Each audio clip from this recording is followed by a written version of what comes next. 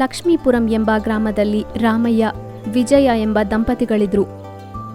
ಅವ್ರಿಗೆ ಮದುವೆ ಆಗಿ 5 ವರ್ಷಗಳಾದರೂ ಮಕ್ಕಳಿಲ್ಲದೆ ಇರೋದಕ್ಕೆ ಅವ್ರ ಮನೆಯವರು ಯಾವಾಗಲೂ ನಿಂದಿಸ್ತಾ ಇರ್ತಿದ್ರು. ವಿಜಯ, ರಾಮಯ್ಯ ದೈವಭಕ್ತಿ ಇರೋರು. ಅವ್ರ ಕುಲದೈವ ಆಗಿದ್ದಂಥ ನಾಗಿಣಿನ ಯಾವಾಗಲೂ ಪೂಜೆ ಮಾಡ್ತಾ ಇದ್ರು.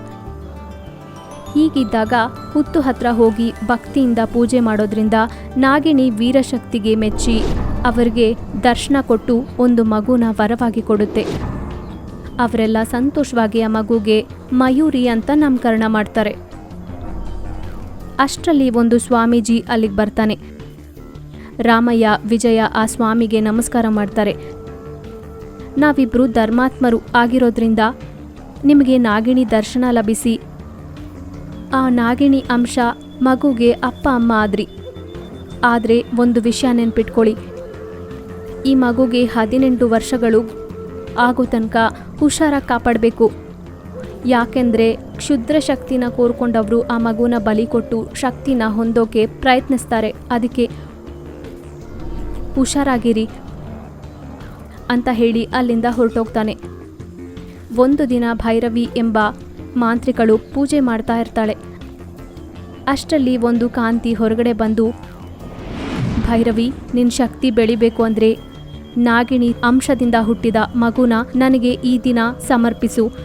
ಆಗಲೇ ಪ್ರಪಂಚವನ್ನು ಆಳುವ ಶಕ್ತಿಗಳೆಲ್ಲ ನಿನ್ನ ವಶ ಆಗುತ್ತೆ ಅಂತ ಹೇಳುತ್ತೆ. ಆದರೆ ಆ ಮಗು ಈಗ ಎಲ್ಲಿದೆಯೋ ನೋಡ್ಸು, ಈ ಊರಲ್ಲೇ ಇದೆ ನೋಡು ಅಂತ ಆ ಮಗುನ ನೋಡ್ಸುತ್ತೆ. ಆದರೆ ಈಗಲೇ ಹೋಗಿ ಅದನ್ನು ಬಂಧಿಸಿ ತಗೊಂಡು ಬರ್ತೀನಿ. ಅಷ್ಟರಲ್ಲಿ ಒಂದು ವೃದ್ಧೆ ಮಯೂರಿ ಮನೆ ಮುಂದೆ ನಿಂತ್ಕೊಂಡು, ಅಮ್ಮ, ತುಂಬ ಹಸಿವಾಗಿದೆ, ಸ್ವಲ್ಪ ಅನ್ನ ಇದ್ರೆ ಕೊಡ್ರಮ್ಮ ಅಂತ ಕೇಳ್ತಾ ಇದ್ದಾಳೆ. ಅಷ್ಟರಲ್ಲಿ ಆ ಮನೆಯಲ್ಲಿದ್ದ ವಿಜಯ ಬಂದು ಭಿಕ್ಷೆ ಹಾಕೋಕೆ ಬಂದು ತಕ್ಷಣವೇ ವಯಸ್ಸಾದವಳಾಗಿ ಬದಲಾಗಿ ಅವಳ ಶಕ್ತಿಯಿಂದ ವಿಜಯನ ಮೂರ್ಛೆ ಹೋಗೋ ಹಾಗೆ ಮಾಡಿದ್ಲು. ಭೈರವ್ ಒಳಗಡೆ ಹೋಗಿ ಮಯೂರಿನ ನೋಡಿ ಅವಳ ಶಕ್ತಿಯಿಂದ ಬಂಧಿಸಿ ಅವಳ ಗುಹೆಗೆ ಕರ್ಕೊಂಡು ಹೋದ್ಲು. ಅಮ್ಮ ನಾಗಿಣಿ, ಮತ್ತೆ ನನ್ನ ರಕ್ಷಿಸು ಅಂತ ಕೂಗಾಡ್ತಿರ್ತಾಳೆ. ಮಯೂರಿ ಅವಳ ಮಾತುಗಳು ಕೇಳಿದ ನಾಗಿಣಿ ಭೈರವಿ ಗುಹೆಗೆ ಸೇರ್ಕೊಂಡ್ಲು. ಅಲ್ಲಿ ಭೈರವಿ ಮಯೂರಿನ ಬಲಿ ಕೊಡೋಕ್ಕೆ ಎಲ್ಲ ಸಿದ್ಧ ಮಾಡ್ಕೊಂಡ್ಲು. ಆಗಲೇ ನಾಗಿಣಿ ಪ್ರತ್ಯಕ್ಷ ಆಗಿ, ಓ ದುಷ್ಟಳೆ, ನಾನು ಕೊಟ್ಟಿರೋ ವರವನ್ನೇ ಮುರಿದಾಕಬೇಕು ಅಂದ್ಕೊಳ್ತಿದ್ಯಾ? ನಾನಿರೋ ತನಕ ಅದು ನಿನಗೆ ಸಾಧ್ಯ ಇಲ್ಲ. ಓ ನಾಗಿಣಿ, ನನಗೆ ಅಡ್ಡ ಬರಬೇಡ.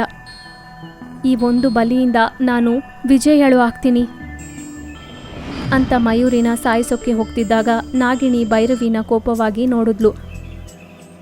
ಅವಳ ಕೈಗೆ ಒಂದು ದೊಡ್ಡ ಖಡ್ಗ ಪ್ರತ್ಯಕ್ಷ ಆಯಿತು. ಆಗ ನಾಗಿಣಿ ಆ ಖಡ್ಗದಿಂದ ಭೈರವಿನ ಚುಚ್ಚಿಬಿಟ್ಲು. ಭೈರವಿ ಕೆಳಗೆ ಬಿದ್ದು ಮರಣಿಸಿದ್ಲು. ನಾಗಿಣಿ ಮಯೂರಿನ ಕರ್ಕೊಂಡು ಹೋಗಿ ಅವರ ತಂದೆ ತಾಯಿಗೆ ಕೊಟ್ಲು. ಹಾಗೆ ನಾಗಿಣಿ ಮಯೂರಿನ 18 ವರ್ಷ ಬರೋವರೆಗೂ ಕಣ್ಣಿನ ರೆಪ್ಪೆಯಂತೆ ಕಾಪಾಡಿದ್ಲು.